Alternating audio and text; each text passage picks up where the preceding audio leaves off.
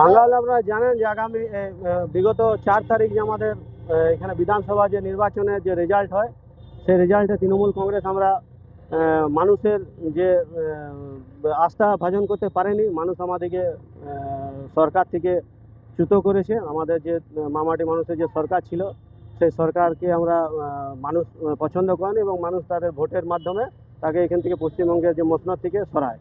তারপরে দেখতে পাই যে অফিসে এসে তালা, এই অফিস যেটা আমার তৃণমূল যুব কংগ্রেস অফিস ছিল, যেখান থেকে মানুষকে পরিষেবা দেওয়া হতো, তো সেখানে তালা মেরে দেওয়া হয়। তারপরে তালার জন্যে বিজেপির পক্ষ থেকে বলা হয় যে নিয়ে যান, তো সেদিনকে আমি কোনো কারণে বাইরে ছিলাম। তারপরে যোগাযোগের অনেক চেষ্টা করা হয়, কিন্তু চাবি দেওয়া হয়নি।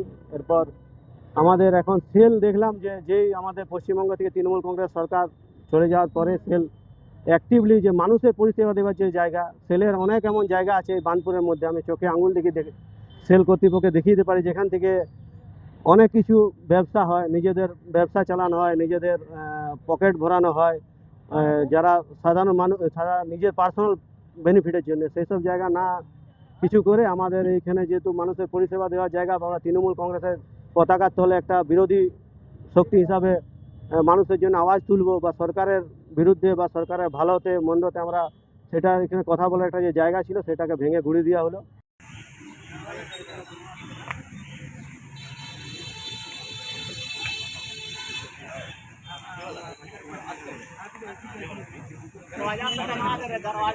सुनील भाई, आपका एसी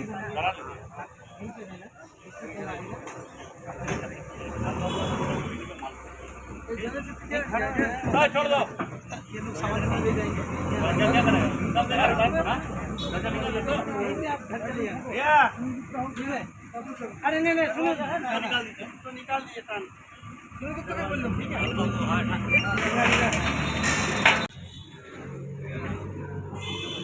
है, भाई सुनो ना, 2 आदमी रखना है।